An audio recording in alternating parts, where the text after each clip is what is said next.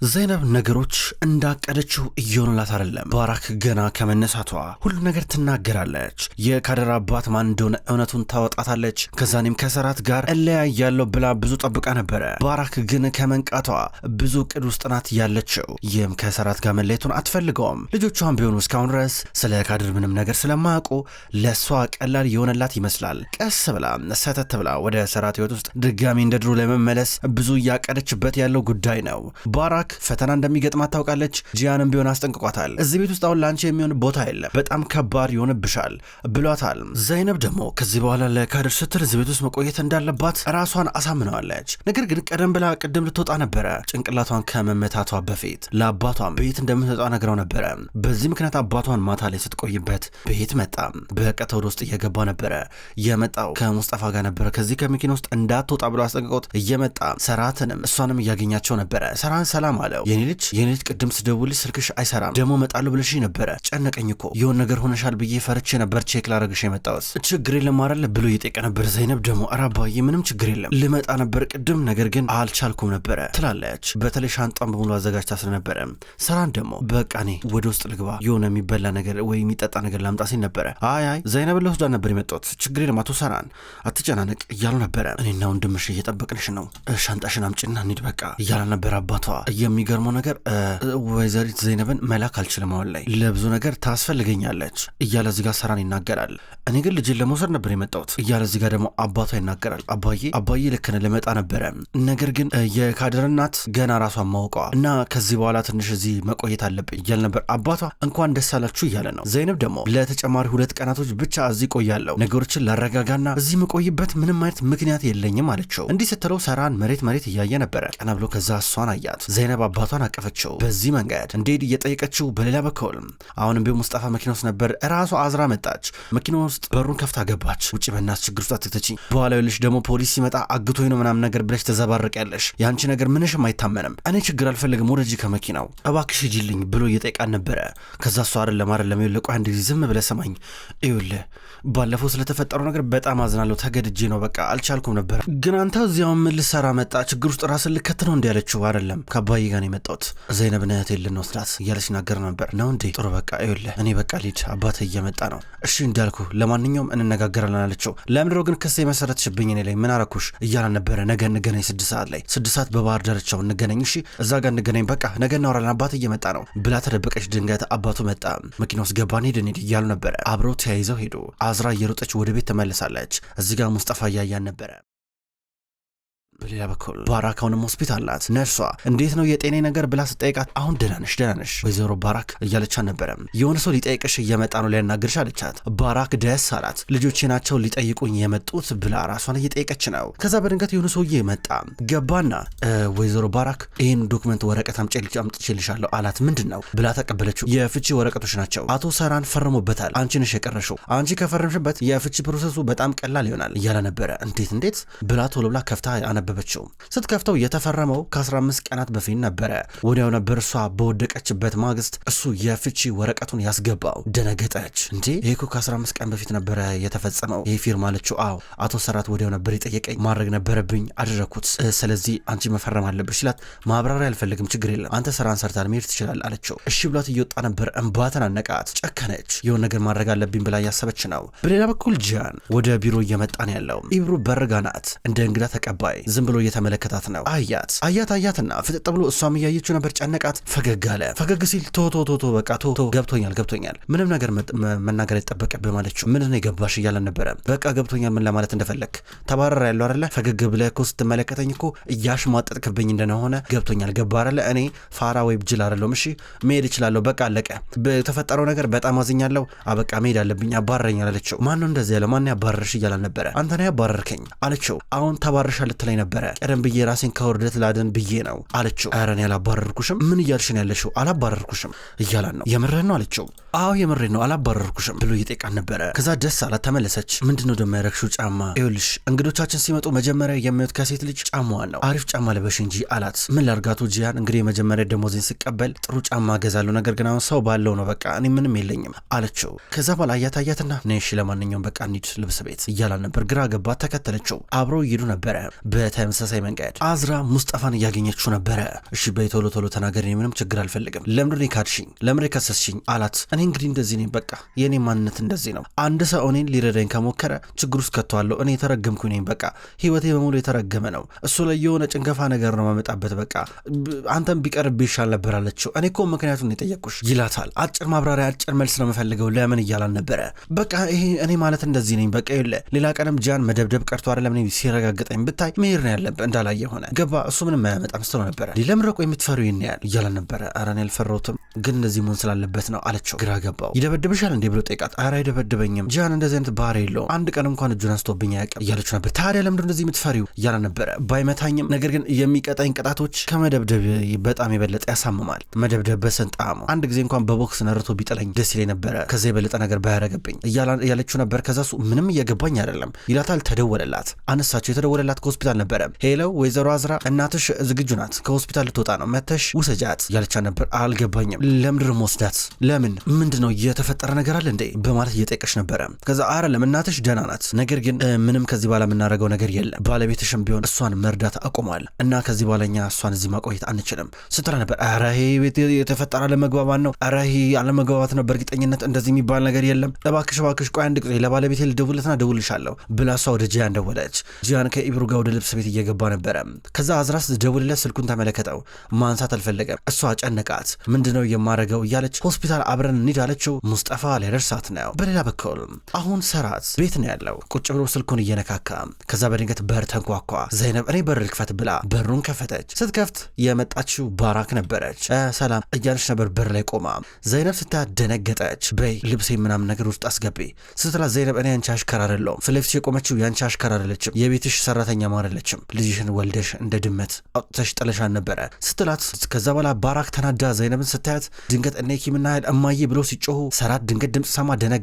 ዞር ሲል ባራክ መታለች። ሁለቱ ልጆቿ ዘለው እያቀፏን ነበረ። ደገፍ አድርጓት ወደፊት ይራመዳሉ።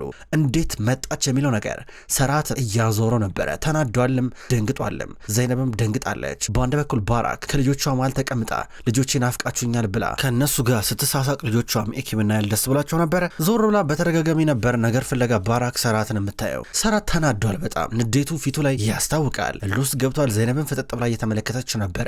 ከዛ ድንገት ካደር እየመጣች ነው። ከደረጃ ላይ እየወረደች ድንገት ባራክን ስታያት እንደማየ ብላ ልትሮጥ ነበር። ድንገት ዘይነብ ያዘቻት። ነይ አንቺ ነይ ብላ እያቀፈቻት ወደ ላይኛው ክፍል እየወሰደቻት ነበረ። ተረጋጊ እሺ ቆንጆ፣ አሁን ቆይ እናትሽ መጀመሪያ ከሁለቱ ልጆቿ ጋር ጊዜ ታሳልፍሽ፣ ሁለቱ አያውቁ አለበዚያ ይረበሻሉ፣ ቆይ እሺ በኋላ እሺ እያለች እያረጋጋቻት ነበረ። ካደር ደግሞ አኮረፈች። እናቴ እኔን አትወደኝም ማለት ነው እያለቻት ነው። ትወድሻለች ግን አሁን አይደለም ቆይ ታገሺ እያለቻት ነበረ። እያቀፈች እሷን ተባብላታለች። አዝራ በሌላ በኩል እናቷ የምትታከምበት ሆስፒታል መጣች። እናቷ የምትታከምበት ሆስፒታል መታ። ከዛ የእናቷ ሁኔታ ስታረጋግጥ እንዳለ ልብሷን ሁሉ አዘጋጅተው ውጪ ብለዋን ነበረ።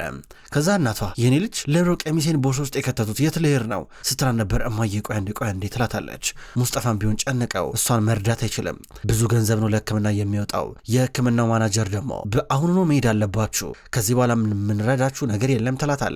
ይሄን ጊዜ እሷ ጨነቃት። አዝራ በቀጥታ ወደ ጂያን ደወለች። ኢብሩ ልብስ ስትመርጥ እሱ ቁጭ ብሎ እየተመለከተ ነበረ። ኢብሩ ልብስ እያየች ልብሶቹ ላይ የተጻፈ ዋጋ የሚያስደነግጥ ነው። ፈጣሪ ሆይ ሀብታሞች ግን ከጭንቀትና ከአንዳንድ አላስፈላጊ ስትረስ ነፃ ናቸው የሚባለው ነገር እውነት ነው አለችው። እንዴት አልገባኝም፣ ለምን እንደዛ አልሽላታል። ምክንያቱም እዚህ ላይ የተጻፈውን ዋጋ ሳያዩ ነው ዝም ብለው የሚገዙት። እኔ ያው ለምሳሌ በአንድ ጊዜ ነበር ቀልቤ ግፍፍ ያለውን ዋጋ ሳየው ስትል ነበረ። ኢብሩ ዋጋ ባታይም ችግር የለም እኮ ዝም ብለሽ ምረጪ ችግር የለም፣ ሀሳቤን ሳልቀይር ምረጪ እያለ ነው። ስልክ ተደወለለት። መጣኝ ስልክ ላንሳ ብሎ ዞር አለ። ጂያን ሆስፒታል እኮ ተደውሎልኝ እኮ ተጠራውኝና ሄድኩኝ እኮ። ከዛ በኋላ በእርግጠኝነት በስተት የተፈጠረ ነገር ነው ብዬ ከነሱ ጋር እየጨቃጨኩኝ ነው አይደል እንዴ? ይሁሉ ነገር ስተት ነው፣ አለመግባባት ነው አይደለ? ስቱ ነበር። ምንም አለመግባባት ምንም ስተት አይደለም። እኔ ነኝ የነገርኳቸው እናትሽን ከዛ ሆስፒታል እንዲያባርሯት ብሎ ተናገረ። አንተ ለምን ይሁሉ ነገር ለምን አስፈለገ? ለምን ሲባል እያለችው ነበር። ምክንያቱም የጽንስ መቆጣጠሪያ መድኃኒት ኪኒን ስትውጪ አይቼሽ ነበረ። እኔ ከአንቺ ልጅ መውለድ እፈልጋለሁ፣ አንቺ እርግዝና መከላከያ ኪኒን ትውጫለሽ። ምን ሆነሻል? ቆይ አንቺ ጭራሽ ደግሞ ተዋሸኛለሽ። ምንድነው ስልሽ ሜካፕ ነው ምናምን ብለሽ ዘባረቅሽ። ከዛ እኔ ግን ሄጄ ያየሁት የእርግዝና መከላከያ ኪኒን ነበር። ስሚ እኔ ከአንቺ ልጅ መውለድ አለብኝ ምናምን ብዬ ሁልጊዜ ይጨናነቃለሁ። አይቪኤፍን ሞክር ምናምን ነገር ልሻለሁ። አንቺ ምን ስታረጊ ነበር አዝራ የማትረቢ ነሽ ሲላል ነበረ። እሺ በጣም ይቅርታ እያለችው ነበር። ምን ብዬሽ ነበር? ከአንቺ ልጅ መውለድ እፈልጋለሁ። በእንግዲህ አንዱ ምረጪ፣ ወይ ከኔ ልጅ ትወልጅልኛለሽ ወይ እናትሽ ከዛ ሆስፒታል ትባረራለች አላት። እሺ እወልድልሃለሁ። እሺ በቃ አሁን የእናቴን ነገር አስተካከላለችው። ጥሩ እያላን ነበረ። ተመልሳ ሄዳ ተናገረች። በቃ ባለቤቴ ለሁሉም ነገር ወጪ ከፍላለሁ ብሏል፣ እናቴ መልሷት ስትል ነበር ተጨንቃ። ሙስጠፋም እንደተፈጠረ እንዴት አድርጋ እንዳስተካከለችው አልገባውም። በሌላ በኩል ዘይነብ ሰራትን እያናገረችው ነው። ምንድነው የምናረገው እያለችው ነበረ። ካደረ እያለቀሰች ነበር ቅድም ስታሳዝን አለችው። እሱም ግራ ገብቶታል፣ ያሰባል፣ ይጨናነቃል። በሌላ በኩል ሙስጠፋ አዝራ ቆይ አንድ ጊዜ ምንድነው እየሆነ ያለው ነገር? ለምን ራስሽን ችለሽ መንቀሳቀስ አትችይም እንዴ? እኔ ማቀው ካፌ ያለ ጓደኛዬ ካፌ ያለው እዛ መስራት ትችያለሽ። ሁሉም ነገር እኮ ቀላል እኮ ነው ይላታል። ሁሉም ነገር ቀላል አይደለም። ስማ ጂያንን አልፈልግሽም ከህይወቴ ውጪ እስከሚለኝ ድረስ በጭራሽ አልተውም፣ በአልበዛ ጎዳለው ብላው ሄደች። ሙስጠፋ እየተከተላን ነበረ። በሌላ በኩል ባራክ ከልጆቿ ጋር እየተጫወተችና እየተሰቀች ነው። ላለፉት 15 ቀናቶች ቤት ውስጥ ሲካሄድ የነበረውን ነገር በፎቶ ያነሱትን እያሳዩን ነበር። በተለይ የሀያ ልደት ሲከበር የተፈጠረው ነገር ድንገት ነበረ። ባራክ ቀና ስትል የእሷንና የሴዲፍን ፎቶ የተመለከተችው በፍሬም ተደርጎ ተቀምጠዋል። የሴዲፍ ፎቶ እዚህ ምን ያደርጋል ብላ ስጠይቅ ሀያል ደግሞ ይሄው ለልደት ሁሉ መታ ነበር ብላ አሳየቻት። እንዴ ለልደትሽ መታ ነበር ሴዲፍ እና ተነጋገራችሁ ትላታለች። ከዛ ድንገት ሰራት መጣም። አንድ ጊዜ ከእናታችሁ ጋር ብቻዋን ማውራት ትፈልጋለሁ ሲል ነበረ። ሀያልና ኢኪም አይሆንም እያሉ ናቸው። ነሽ ተያይዘን እንውጣ እያለ ነበረ። በአንድ በኩል እሷን ብትወር አየር እንቀበል ብላ ደገፍ ብላ እሱ ላይ ተያይዘው ይወጣሉ። በሌላ በኩል ኢብሮ አሪፍ ልብሶችን መረጠች። ብራንድ የሆኑ ልብሶችን፣ ውድ የሆኑ ልብሶችን፣ ጫማ ምናምን ነገር መረጠች። ከዛም በኋላ እሱ በቃ እንሂድ ከፍዬልሽ፣ በነገራችን ላይ ከባለቤቴ አንጻር ያንቺ ወጪ በጣም ትንሽ ነው እያላን ነበረ። ከዛ በኋላ አስተያየቷ አኳኋኗ ሁሉ እንደወደደችው አይነት ስሜት እየተሰማው ነበረ። እህቴ በእርግጠኝነት ይህን ነገር ብታቅ ትገለኛለች፣ ግን ያው እንደዚህ አይነት ባለቤት ቢኖረኝ እኔ አልጠላም ስትል ነበረ። ኢብሮ አትሳሳቺ እኔ ውዷ ባለቤቴ አዝራንትቼ አንቺ ላገባ አልችልም እሺ እያላን ነበረ። አራት እንጣባረር በእናትን ያግባኛል አልኩም እያለችው ነበረ። ትንሽ እንደ ጎዳት ነገር ያስታውቃል። አንተ ምንም ብትሆን የኔ ባለቤት ልትሆን አትችልም፣ ወንድም ይበልጣል። አቶ ሰራት የተረጋጋ ሰው ነው ትለዋለች። እሱ ከፈለና ትንሽ ህል ውስጥ ገባ፣ ግን ተከትሏት እየወጣ ነበረ። አሁን ባራክ እንዲሁም ሰራት ሊነጋገሩ ቢሮ ውስጥ ሲገቡ በሩን ዝጊው እያላን ነበረ። በሩን ዘጋችሁ ተቀመጠች። ከዛም በኋላ ለመጣሽ እያላን ነበረ። ቤቴ እኮ ነው የመጣሁት አለችው። ይሄ ቤት የኔን ቤት ነው ገባሽ? ይሄ ቤት የኔ ቤትና የልጆቼ ቤት ነው። በፈለግሽው ባሻሽ ጊዜ ከዚህ በኋላ መምጣት አትችይም። በእርግጥ ፍቅረኛሽ ሁሉ እዚህ ቤት መጥቶ የለ እንዴ? ምን ችግር አለው? ይሄን ቤት የወንበዴ ዋሻ አርጋችሁት የለ እንዴ? ምን ታጣለው አይደል እንዴ? ያን ያህል ድፍረት ካገኘሽ ምን ሊፈጠር ይችላል ከዚህ በኋላ እያላን ነበረ። ይህም ቅርብ ጊዜ የሆነ ሌባ ገብቶ እንደነበርና ዘይነብን ጭንቅላቷን መቷት እንደሄደ ተናገረ። ከዛም በኋላ እሷ ምንድነው የወሰደው ትላለች። የሆነ ቦርሳ ነገር የሚያሳስበኝ የቦርሳውም ያንቺ ሁኔታ አይደለም። ዘይነብ እንኳን ተረፈች ብለሽ ፈጣሪሽን አመስግኝ። አንድ ነገር ብትሆን ኖሮ ከባድ ነበር የሚሆነው እያላን ነበረ። ያ ቦርሳ ማለት እኮ ለሴዲፍ ልሰጣት የነበረው ገንዘብ ነው። በቃ ስህተቴን ላስተካከል። ይኸውልህ ሰራት ለእኔ እናንተ መቀጠል እንችላለን፣ እመነኝ፣ እኔን ይቅር እንድትለኝ አረጋለሁ አለችው። አልፈታም አለችው። ያምሻል እንደ አንቺ አብደሻል እንደ እያላን ነበረ። እሷ ደግሞ ድርቅ ብላ ሀሳብ እንድትቀይር አረጋለሁ እያለችው ነበረ። ሌላ ቤተሰብ እኮ ወንዶች ቺት ያረጋሉ፣ ከዛ ሚስቶች ይቅር ይላሉ እያለችው ነበረ። እኔ ቺት አረጌብሽ አላቅማ አላት። እኮ ሰው ቢያንስ እንደዚህ አይነት ስህተት ውስጥ አንድ ጊዜ ይገባል እኮ። ምን አለበት ይቅር ብትለኝ? ቆይ አንተ ምን አለበት? ዋናው ነገር ስህተቴን ማስተካከያ እንዴ። ያ ነገር የተፈጠረው እኮ አንዴ ብቻ ነው የሆነው፣ እመነኝ እያለችው ነው። አላምንሽም አላት። እነዛ የፍቺ ወረቀቶች ላይ ተፈርሚያለሽ፣ ከዛ በኋላ ያንቺን ፊት ደግሜ አላይም፣ ከህይወቴ ፈቅፍቅ ያስወጣሻለሁ እያለን ነበረ። ተውቶቶ እንደዛ ጨክን ይኸውልህ ሰራት ስማ፣ ታውቃለህ አይደል ካደር ያንተ ልጅ ናት ብዬ አይኔን በጫጥ ብለዋሽ እንደምችል ስትሆን ነበር። አብደሻል እንደ አንቺ ጭራሽ ለየለሽ እንዲላታል። እያለቀሰች ነበረ። ይቅር እንድትለኝ አረጋለሁ እያለች ነው። እልህ ውስጥ ገባች። ከዛም በኋላ በየካደር አባት ማን ነገርኝ አላት። እሺ ብላ ወረቀት ላይ ጻፈች። ስሙን የጻፈች ይመስል ወረቀቱን ከገለበጠች በኋላ ሽጉጥ ከጋዝና ውስጥ አወጣች። ደረቷ ሊደቀነችው ራሴን እገላለሁ እያለች ነው። ሽጉጡን አስቀምጩ እያለን ነበረ። አስቀምጩ ሽጉጡን፣ ይኸውልሽ ኢኪምና ያለ እንደዚህ ማድረግ መብት የለሽም፣ ሽጉጡን ጣየው እያለ እየለመናን ነበረ። በአንድ በኩል እሷ እያለቀሰች አይሆንም ሰራት፣ ይኸውልህ ሰራት እንድትለየኝ አልፈልግም፣ እባክህ አጨክንብኝ ብላ እየለመነችው ነበረ። ድንገት የተኩስ ድምፅ ተሰማ። ዘይነብ በውጭ በኩል ነበረች። ግቢ ውስጥ የተኩስ ድምፅ ሲሰማ ቶሎ ብላ በፍጥነት ወደ ቢሮ ስትገባ ሰራት በእጁ ሽጉጡን ይዞት ነበረ።